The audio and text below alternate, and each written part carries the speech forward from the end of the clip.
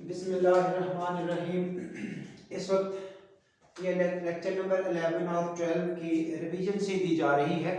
इनके lecture number 11 जो गुजरा उसमें हमने ये प्रूव किया, ये क्वेश्चन हल किए। जो लाइन इंटीग्रल है वो पाथ पर डिपेंड करता है। अगर हम रास्ता बदल के जाते हैं तो रिजल्ट डिफरेंट मिलते हैं। जबकि लेक्चर नंबर 12 में हमने देखा कि नहीं, रास्ता बदलने से कोई फ़र्क नहीं पड़ता, हम जिस साइड से भी जाएं हमें इंटीग्रल लाइन इंटीग्रल का रिजल्ट सेम ही मिलता है। ये 11 और 12 दोनों इन लेक्चर्स की रिवीजन का लेक्चर ही दिया जा रहा है कि आखिर कब ऐसा होता है, हमें कैसे पता चलेगा कि ये लाइन इंटीग्रल यहाँ इंडिपेंडेंट है यहाँ डिपेंडेंट है। तो इस हवाले से इंडिपेंडेंट ऑफ द पाथ की कंडीशन मौजूद है। बस एक की भी मिल जाए तो दूसरे की फिर जरूरत खत्म हो जाती है, वो कंडीशन जब चेक हो जाए तो। हाँ जी, वो कंडीशन कुछ ये है कि अगर क्लोज्ड पाथ हो, एक क्लोज्ड पाथ हो, उसमें ये कंडीशन लिखी लिखाई सामने है कि necessary and sufficient condition means if and only if का ये दूसरा वे होता है पूछने का। अगर एक पॉइंट से दूसरे पॉइंट पर जाना चाहते हैं, इस पॉइंट से दूसरे पॉइंट पर जाने के लिए line integral independent of the path होगा फ्रॉम P1 टू P2। अगर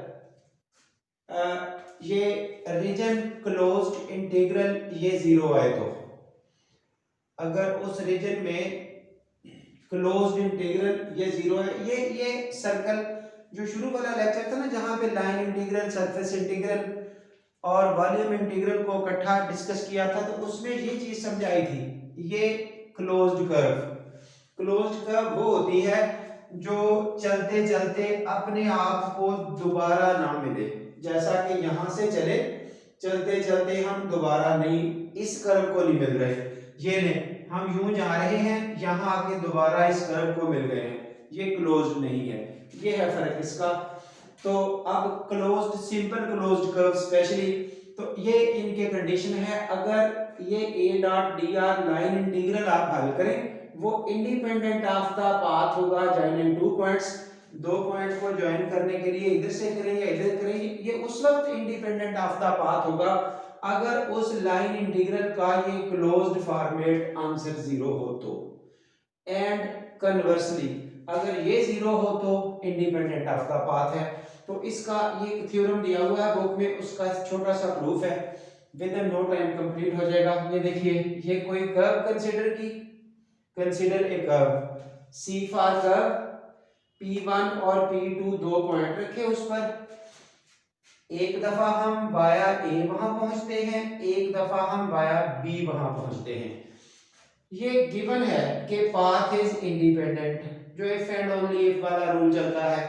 प्रूफ क्या करना है, ये आपका आंसर जीरो है, ये क्लोज्ड कर्व के अगेंस्ट। अच्छा जी, ये प्रूव करने ये गिवन है।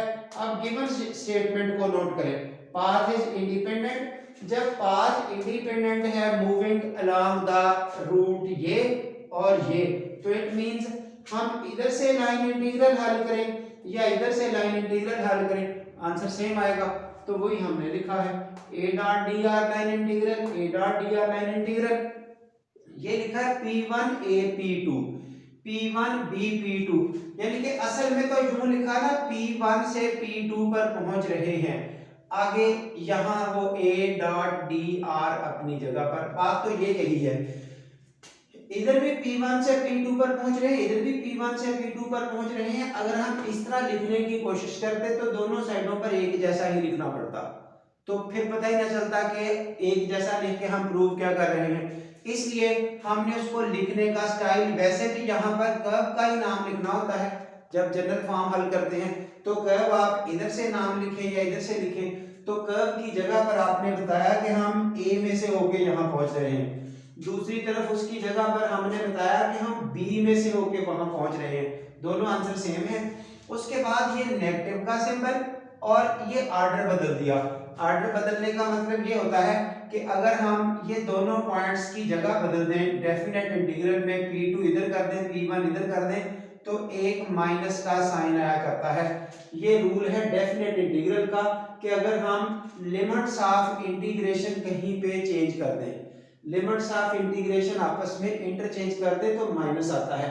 जब लिमिट्स ऑफ इंटीग्रेशन चेंज की तो हुआ क्या है, ये देखिए, पहले P1 नीचे था, P2 ऊपर था, अब P2 नीचे हो गया, P1 ऊपर हो गया, यानी कि P2 B P1।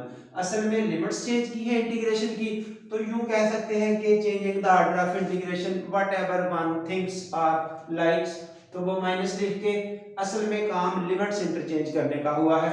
उसके बाद इस स्टेटमेंट को इधर शिफ्ट किया, उधर जीरो आ गया। अब देखिए ये क्लोजिंग यानी कि कंटिन्यूटी शो हो रही है।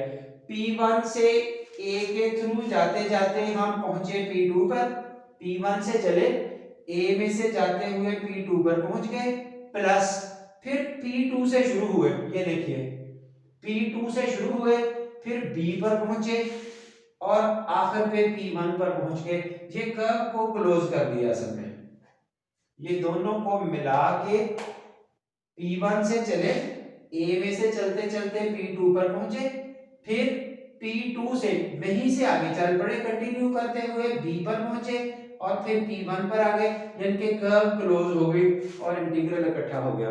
उस क्लोज कर्व को हम ये नाम दे देंगे क्लोज्ड कर्व। ठीक है, दैट्स इट, ये आपका सॉल्यूशन हुआ।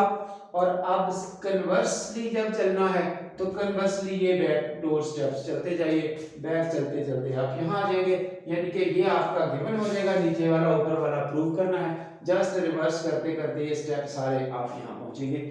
ये है आपके पास कंडीशन। स्पेशली ऐसी कंडीशंस हमारे इंटरव्यूज की बहुत बड़ी जरूरत होती है, जब हम किसी क्वेश्चन में बैठते हैं या किसी और इम्पोर्टेंट जगह पे जहां आपका नॉलेज चेक किया जा रहा होता है या आपको रिसीव करना होता है किसी ने, देन ये चीजें इंपॉर्टेंट होती हैं कंडीशनल, स्पेशली कि कब ऐसा होगा। इसलिए बी केयरफुल, ऐसी बातों को as a theorem, as a statement MCQ में पूछ हो सकते हैं, तो इनकी इंपॉर्टेंस को जाना करें, समझा करें।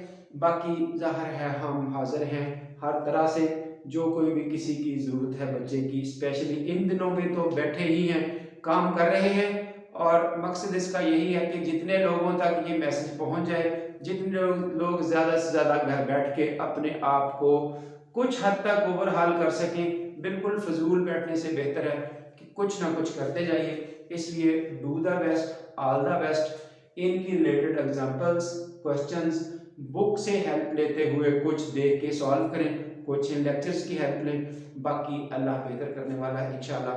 अपना काम जारी रखिए और दुआ में याद रखिए। Thank you so much.